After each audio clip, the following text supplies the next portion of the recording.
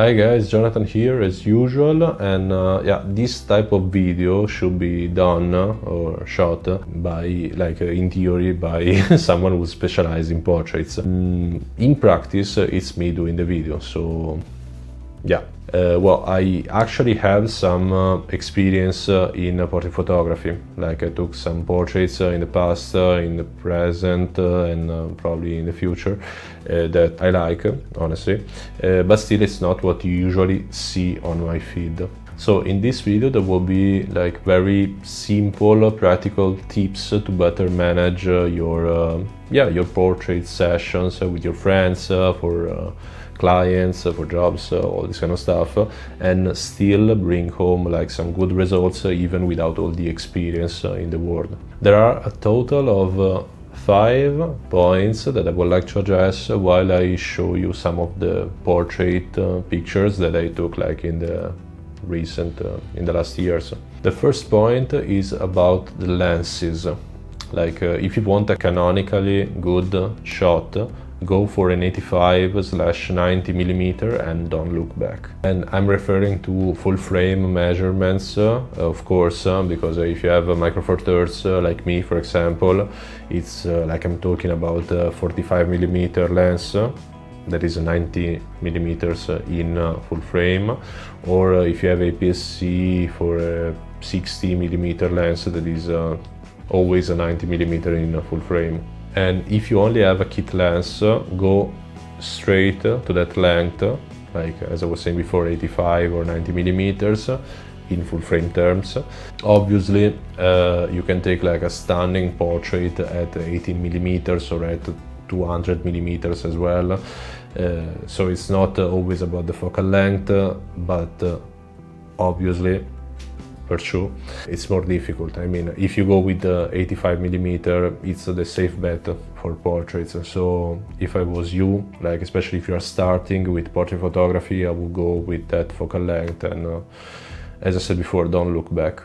The second point is related to the time of the day chosen for the session, for the shooting session. The best time recommended by everyone talking about portraits will be the golden hour, so the sunset basically. But in my opinion, especially if you are starting, it's not always easy to deal with those kind of because still it's a bit softer, but it's still strong as a type of light during the sunset that you have to deal with. So if I was you, especially as I said before, if you are a beginner, if you don't have a lot of knowledge of portrait photography, I would wait for like a cloudy day without too much sun, and it will be like way easier for you to manage the whole situation, to better manage it, because you won't have to worry like too much about overexposing or underexposing, because basically when there are clouds in the sky, they act like a sort of veil that covers the sunlight, and it's way easier for a photographer to take pictures in that condition. So if I was you, I will wait for that kind of situation. So yeah, clouds or in general without too much sun. I think that this is a good tip. The third point is related to the duration of the session, and it shouldn't be long, period. That's because the person that is being photographed will get tired. So first, second, you will get tired, and third, staying too much out for this shooting session, you will have probably a lot more files to deal with, more editing to do, and all this kind of stuff. So for me, it's better to keep the session short, especially if you already have a minimal idea of what you're going to do, because you need that in order to keep the session short. But it's better, honestly. I got better results with shorter sessions than longer ones, personally. If I had to tell you an ideal duration of a shooting session. I would say I'm talking about like personal projects, because with work, with clients, this kind of stuff, there are like different dynamics, different timings. It depends on different factors. But if you can choose, I would say around 45 minutes per session, like less than an hour, because it's enough time to get some shots, and it's not too much time, so that you don't get too tired, and the person that is being photographed doesn't get too tired. So it's I think that it's a good compromise, like around 45 minutes. The fourth point is the location. That shouldn't be like extremely difficult to reach, unless there is like a special reason to go shoot in a very particular place that is hard to reach and this kind of stuff. So keep it simple, because like on a mental level, from my experience, if it takes a lot to reach a location for a shooting, it makes you think that you have to stay more, that you have to, you did something, you got tired because you wanted to reach this place, you wasted time, so in the end you end up wasting even more time, because it took some time to get there, and you're like, okay, I did all of this to get here and I have to stay more. So that brings us back to the third point, basically.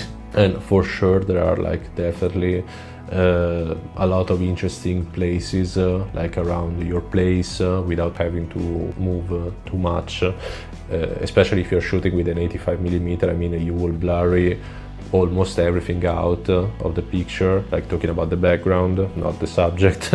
And so the place, is important, and it's not. So yeah, let's pay attention to that thing as well, in my opinion. So the fifth and final point is about the attitude with the client. The thing is, I think that most of the people, like 95% of the people, don't like being in front of a camera. And that's a fact, because it's stressful, because a lot of people have anxiety, have issues with their image, like most of the people probably, to some degrees, of course. So having the right attitude is very, very helpful in this type of context. And for having the right attitude, talking to the person as if you were actually interested in what this person is telling you, like showing that you are human, leave to the side a bit the artistic part, the fact that you have to act the part of the photographer, of the artist who has a vision, all this kind of stuff. It's way better for the shooting experience itself to present yourself as a reliable person, as an empathetic person. If the person that you're shooting with is stressed, is not feeling good doing something, like for example standing close to a dangerous place, I don't know, or with an expression or with a pose that they actually don't like, this kind of stuff, just follow what this person is asking you. Like be kind. It's pretty obvious, it's pretty banal, but it's stuff. Now I'm talking about the fifth point, but I want to talk about all of the points together. It's stuff that I witnessed, that I saw, like both in a professional and a non-professional context. These are some errors that I made in the past, and that's why I'm giving you these tips, this advice for what concerns portrait photography. And yes, in general, coming back to the fifth point, try to be like a normal person. To be kind with the person that you're shooting with, because the whole thing will work better in the end, because it's like it's not only like an artistic thing, it's not only or a commercial thing, it's also a project. In general, it's a work of, it's making art with someone. So you have to respect the person that you are shooting with. Same thing goes, of course, for the subject, that should respect the photographer. But since we are the photographers here, we cannot control what the other person is doing to some extent. And so I'm talking about what a photographer can do in these occasions. Then the rest is the rest. So yes, just try to be normal human beings from this point of view, and everything will be okay, and you will have good results, or very good results, possibly, hopefully.